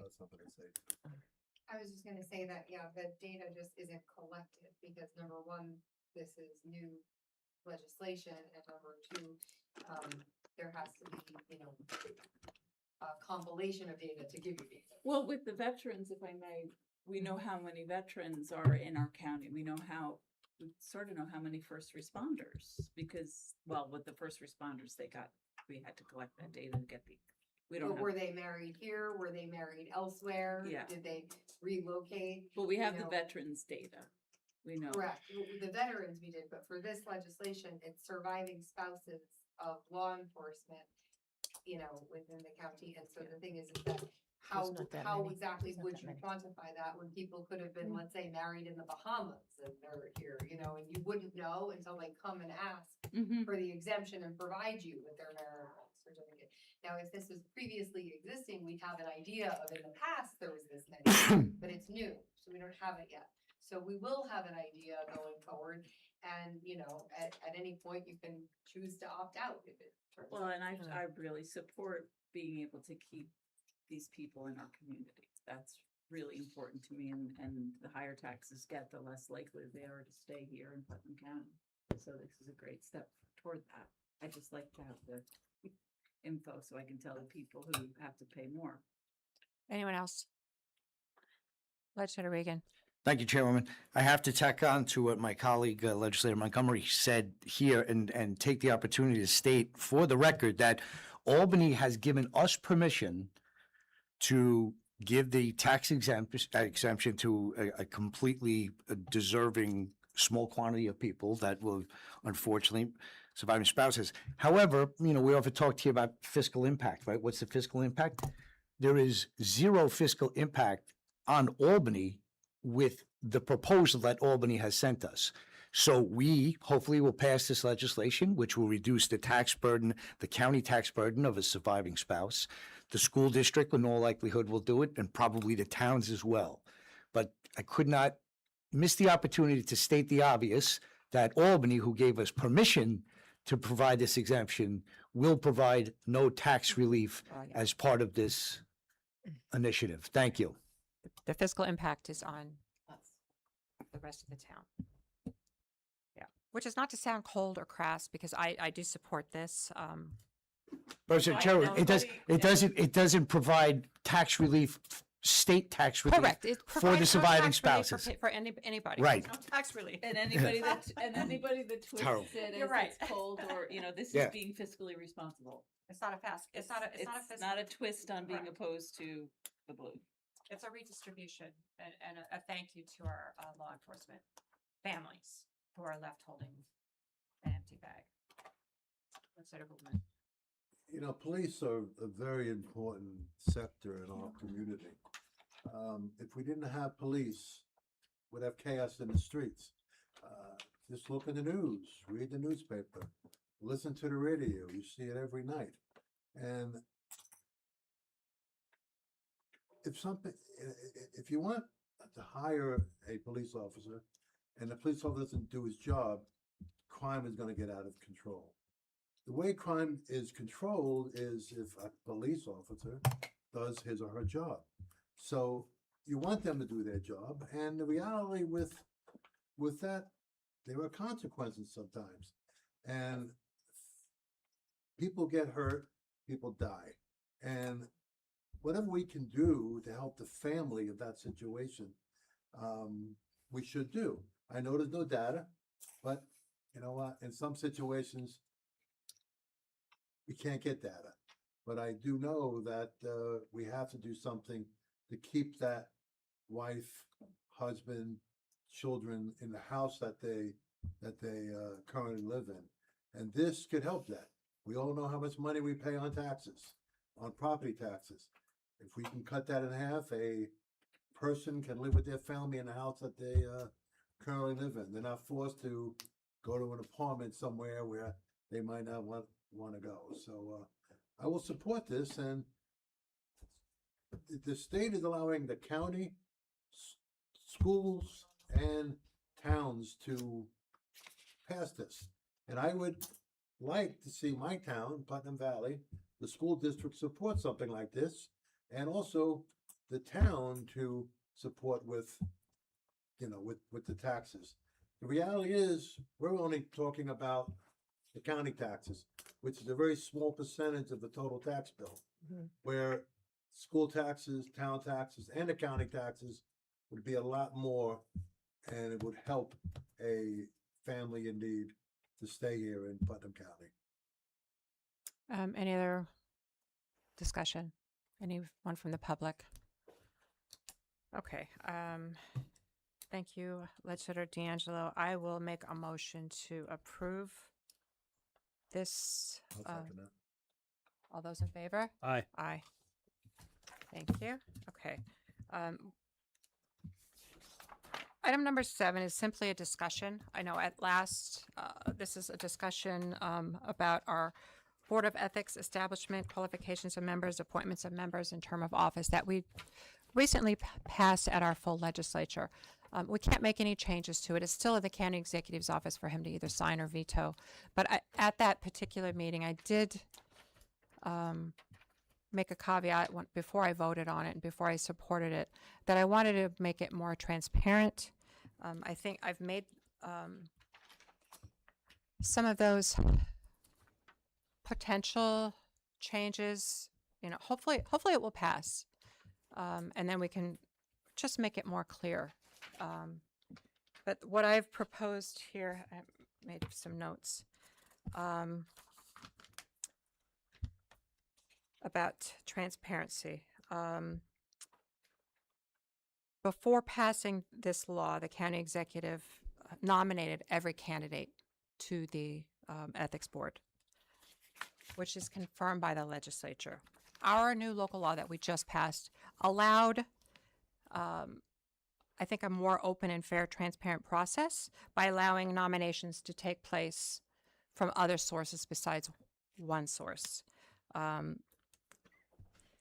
The new law we passed allows nominations by the county executive, the chair of the legislature, the full legislative board, as well as a minority chair. These nominations still need to be confirmed by the legislature. None of this will change pending a veto.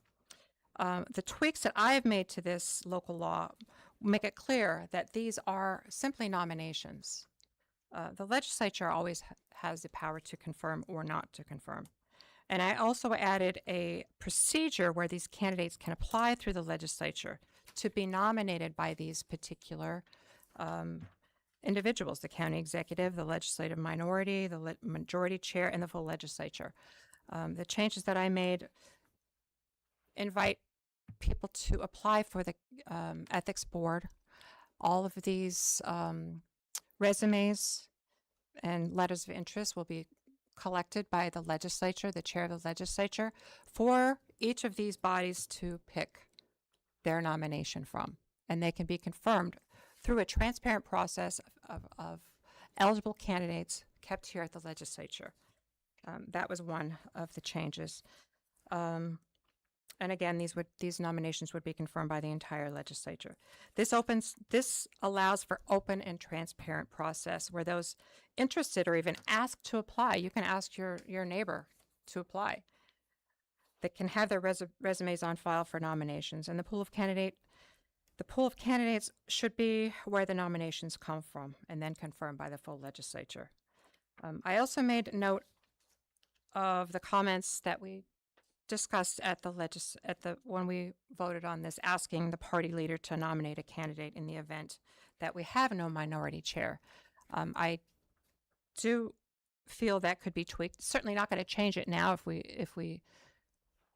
since we don't have that situation, we still have minority chair. But if we don't have a minority chair, I think it makes sense for the entire legislature to make that nomination.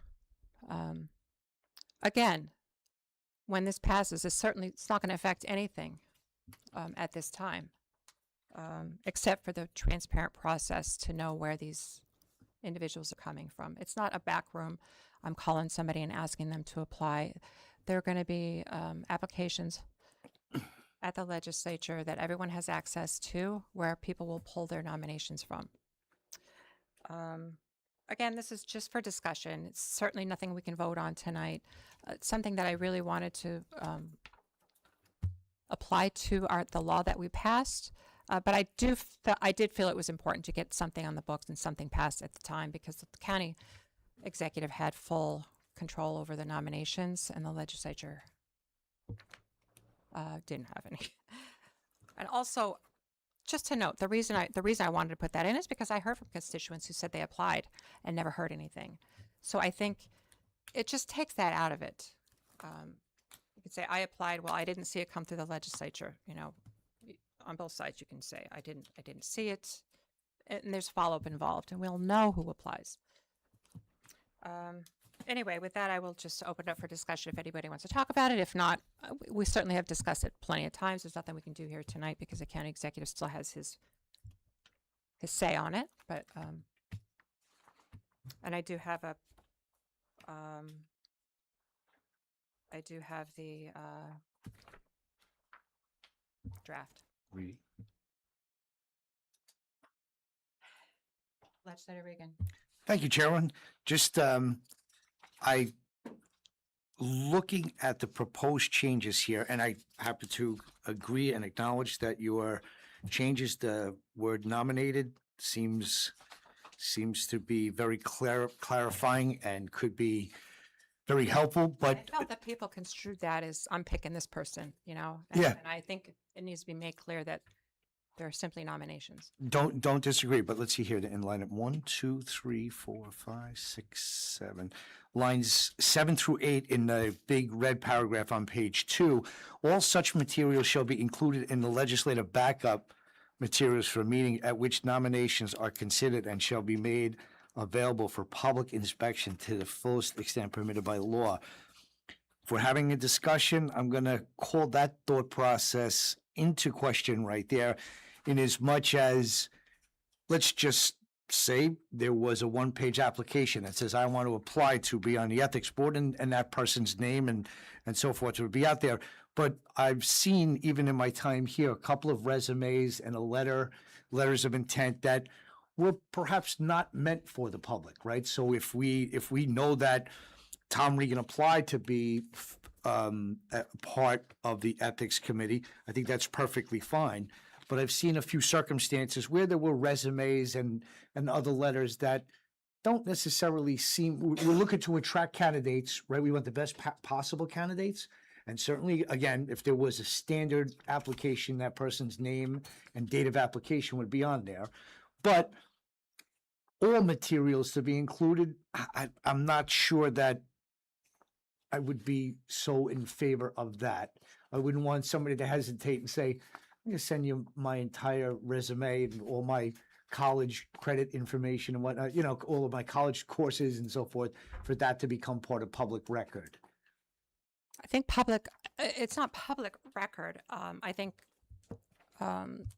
we receive applications for our plumbing board and our electrical board and any other boards that we have here in Putnam County. We do not publish it's blacked out, their address, their phone number, any sensitive information would be blacked out and available for public inspection. Anything can be foiled, and I'll ask our legislative counsel to weigh in on this. Practice at the resumes there, because you have to determine what their qualifications are.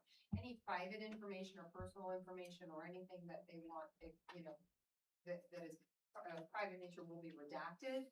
So, you don't have to worry that someone's, that's moved their home or something like that. But in order for you and the public, who has a right to tell their candidate, their legislature, whether they support someone or want you to support somebody, they have to know whether they're qualified, and that's how they determine. So, but thank you, Council, but as noted, this one could be an exercise Can I of ask the futility. legislative clerk? I just wanted to tell you. Just to clarify. I didn't realize this, but currently, the process we've been following since past council was like with all these appointments to the boards, you're the ones who get the resumes. That is not posted as public record. Right. Website. The resumes aren't posted as public record. You guys get them. Right. And just for the contrast, for ethics board, we are not privy to the applications until they come down from the Right. executive's office. Okay. Did you want to continue, or should I call No, him? thank you. Okay. Legislator Goldman. Thank you, Chairman. One of the reasons why we have resumes in this situation is under previous administrations, we weren't given resumes. We were given a name. And there were legislators that complained. We have no idea who Joe is. Who is Joe? What is the qualifications of this person? We need to get a resume. We need to get a resume. So that's why we have resumes. So it's funny, one year we want resumes, the next year we don't want resumes. So I have no problem with a resume as long as information is blackened out on it. But resume is a good thing. Some individuals fought for it for years, so we should continue it. Legislator D'Angelo, you had your hand up. Yeah, I just want to make an overall point. I know this is only for discussion, but I think it serves a purpose because there was obviously some reservations from some of our colleagues. I know seemingly from the county executive as well, because he sent his errand boy at us last meeting as well, relative to if no minority leader exists, a political party chair nominates, which still need to be confirmed by the legislature, but nominates someone to be on the board. I hope this serves the purpose in the fact that we're willing to change that. That was something that I was open to ideas. I think the reason a lot of us supported it was to make forward progress, create the board, because really we were about to allow a what if to hold up progress on this. And that's just nonsense because everything about this seems perfect. That's a good looking change. I think we'll discuss it more as time goes on. I hope that, everyone's paying attention at home maybe, and that's taken into consideration. And we can work on it. Hopefully the law gets passed, signed into law, and we can work on it down the line. Thank you. Anyone else? Legislator Goldman. The comment that Legislator D'Angelo just made, I would like to see that whole thing scratched off of this. The argument before from some individuals were, well, what if this happens, then we need to have a policy here. And just now the chairwoman said, well, it's not here right now, so we don't have to worry about it right now. Why put it in there if we don't have that situation? Next year, it's not gonna happen again, where there's gonna be no minority, there'd be no member of a party that's not, the majority. And who knows when that might happen? And if it does happen, then at that time, we should change it to something of this nature. But I don't see that happening. So why put something like that in there? I'm glad you wanted to get rid of it, but are we gonna put this to a vote sometime in the future? Or we're just talking about it so we can be nice? We wanna put this to a vote next month, maybe? What are your thoughts, Chairwoman? So for me, I take Legislator D'Angelo's comments.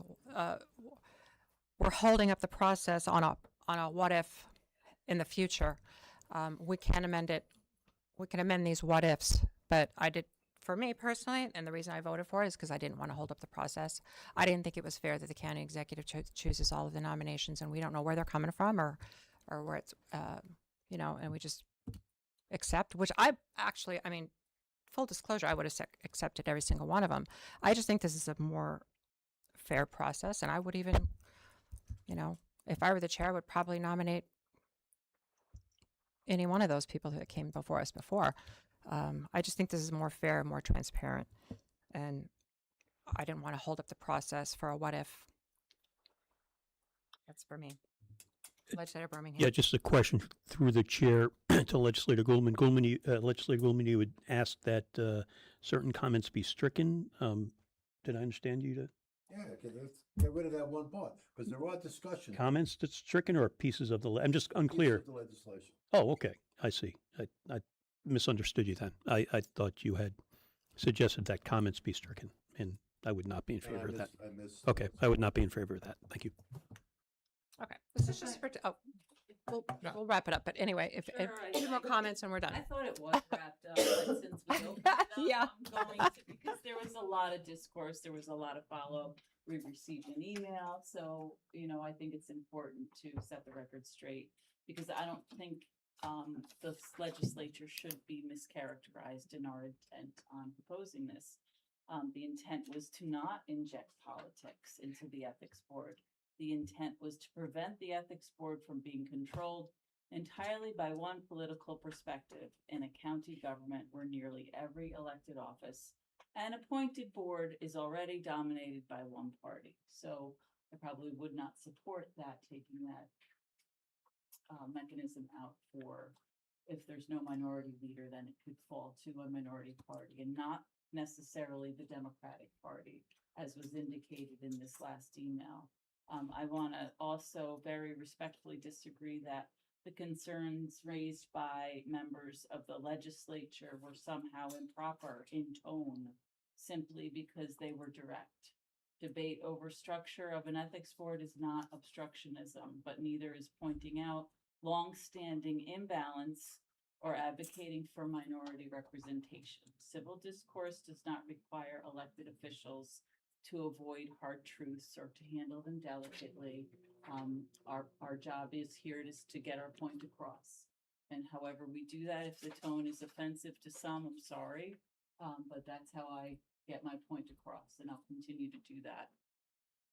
Thank you. Legislator D'Angelo, I'll leave it to you. No? Okay. All right, so that's just for discussion. We'll move on to agenda item number 8, which is an FYI. This is our county contracts report. This is another part of our transparency process that Legislator Birmingham brought to us. We talked about that previously when we were talking about our searchable database. We get our contracts report here at the Rules Committee every month. Legislator Goldman. I have a question. The fourth item on there, revenue, the use of fire training center, $1.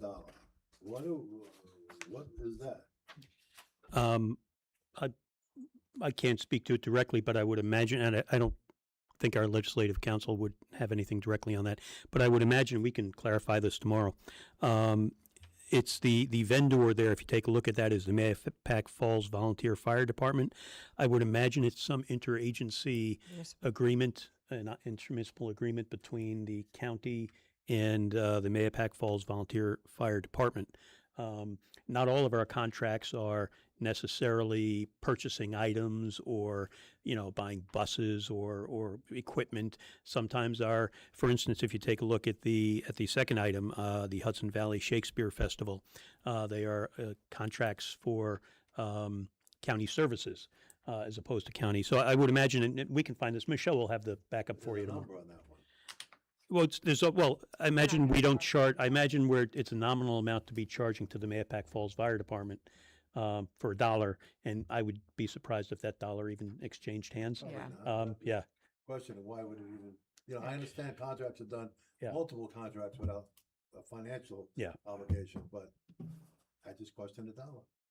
All right. Yeah. The Fire I'll, Training Center was constructed and funded, through Senator Harkin's office also helped us with that, so that it could be used by the local volunteer fire departments in Putnam County, so they don't have to do their training outside of the county. And, many of them have families and jobs. They're all volunteers, and they would have to travel, many miles to other counties. So we're the fact that we have that facility here and have municipal agreements with these particular fire departments to do their training here for $1, I think is a good thing. But I thank you so much for asking that. Anyone else?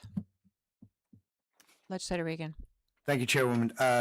To relay my knowledge of that is there are at least 3 different liability issues that transpire anytime the training is taking place.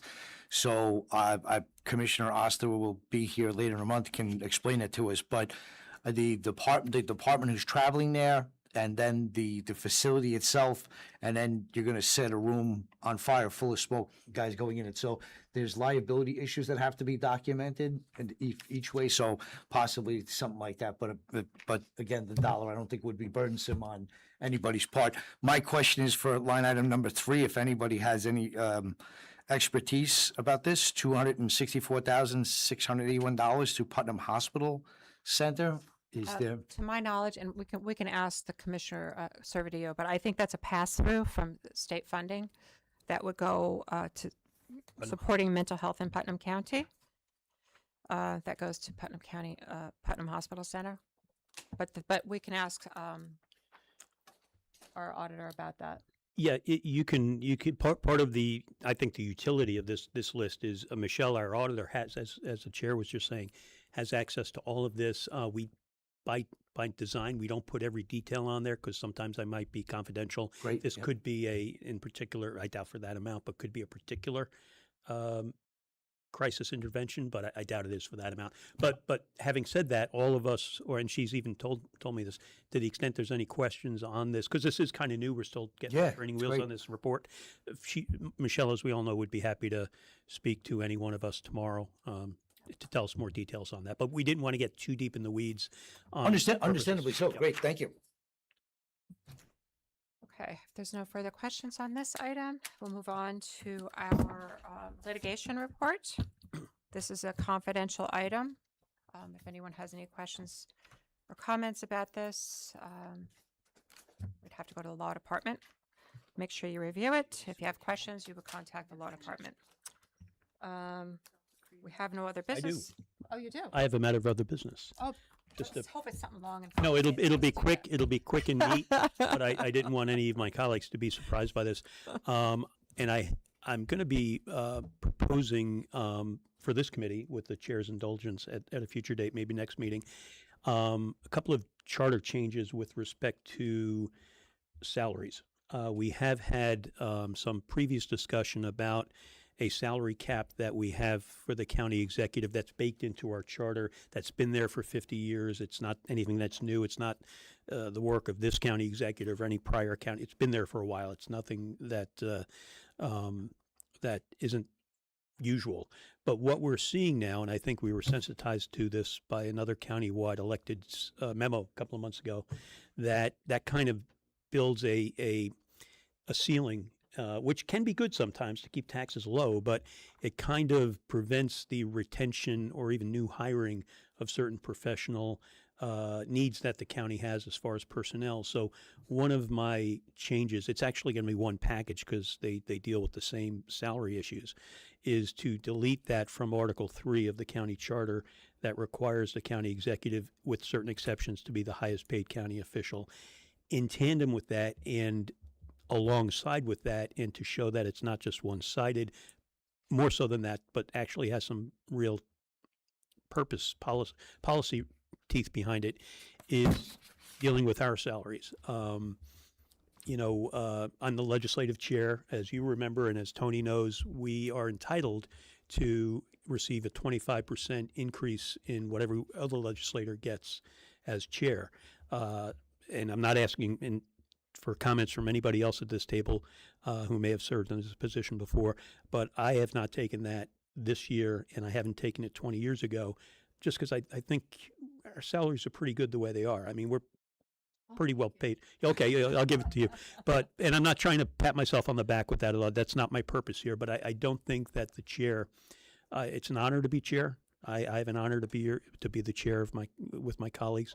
So that's part of that. And then also, with respect to legislative salaries, I'd like to propose, and again, all part of the same local law, that legislative salaries shall not be increased more than once every 5 years, and that such salary increase cannot be more than the average 5-year CPI, Consumer Price Index.